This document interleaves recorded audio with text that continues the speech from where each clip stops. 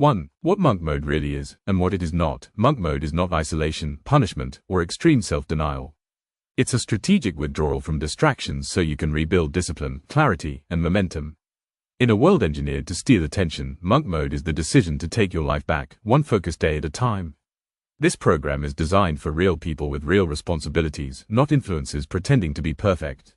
Monk mode is about simplifying life to amplify results. You strip away non-essential habits, time wasters, and emotional escape so you can focus on what actually moves the needle: health, finances, skills, sobriety, and purpose. You're not running from life, you're preparing to re-enter it stronger, sharper, and more controlled. Inside this Skool community, monk mode is applied practically. You'll train your body, discipline your mind, clean up your environment, and rebuild your identity through daily action. No motivation hype, no fake positivity, just systems, routines, and accountability. This is not about becoming a monk forever. It's about earning your freedom through discipline, so when you re-engage with the world, you do it on your terms. 2. Identity shift. From motivation to discipline. Most people fail because they rely on motivation. Motivation is emotional, inconsistent, and unreliable. Monk mode replaces motivation with identity-based discipline. You stop asking, "Do I feel like it?" and start acting as the type of man who does what needs to be done, especially when it's uncomfortable.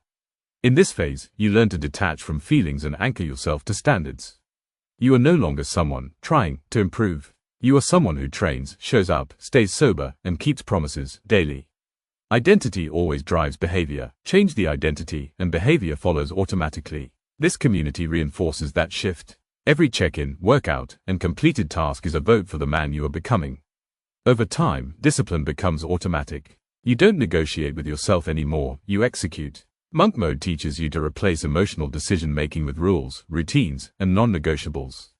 When life gets stressful, you don't collapse, you default to structure. This identity shift is what creates long-term change, not temporary streaks. 3. Physical discipline. Training the body to train the mind. Your body is the gateway to discipline. If you can't control your physical habits, sleep, nutrition, movement, you won't control your thoughts, emotions, or impulses. Monk mode uses simple, repeatable training to harden the body and sharpen the mind. Workouts are designed to be efficient, scalable, and sustainable, especially for home training. The goal isn't ego lifting. The goal is consistency. Training becomes a daily ritual, not a sporadic event. When you train every day, you reinforce self-trust. Physical discomfort is intentional. Cold exposure, hard sets, and disciplined movement teach you how to stay calm under stress. That skill transfers directly to cravings, anxiety, procrastination, and emotional regulation. This program doesn't chase perfection. It builds resilience. You'll learn how to show up even when energy is low, motivation is gone, and life is heavy. That's where real discipline is forged. A disciplined body becomes proof that change is possible because you experience it daily, not just talk about it. 4. Mental discipline. Controlling thoughts, urges, and reactions. Monk mode is mental warfare against impulses, negative self-talk, and emotional reactivity.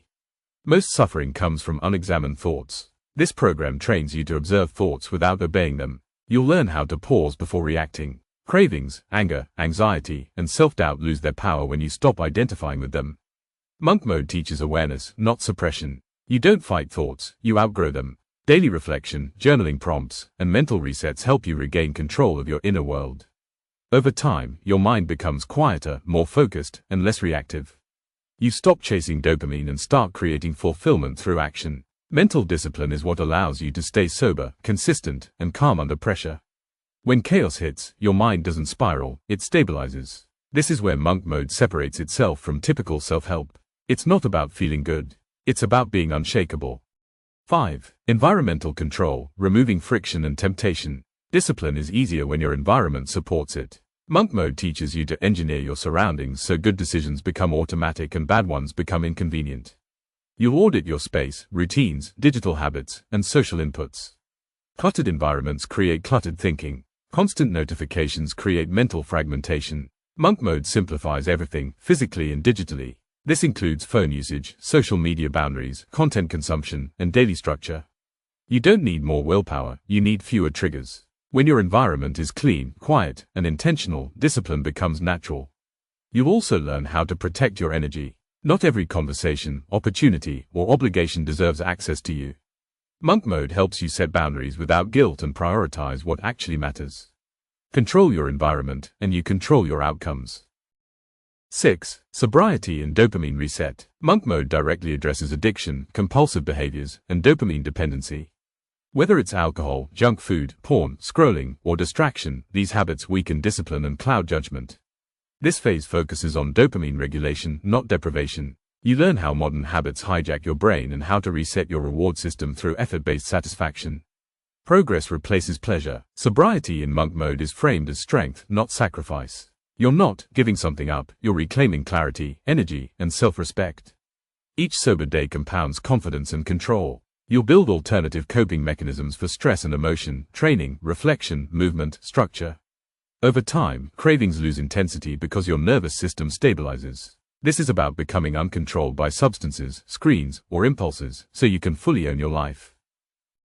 7. Accountability, brotherhood, and standards. Transformation doesn't happen in isolation. This Skool community exists to provide structure, accountability, and standards. You're surrounded by men committed to discipline, sobriety, and growth. Daily check-ins, progress posts, and shared wins reinforce momentum.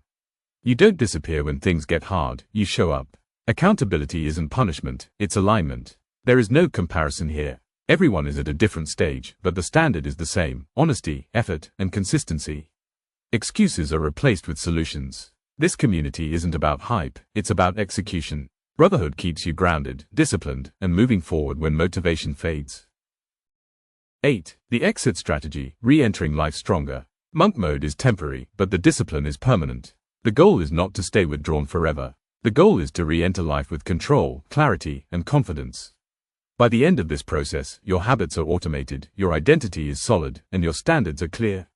You choose what to reintroduce, and what stays out. This is where monk mode becomes a lifestyle, not a challenge.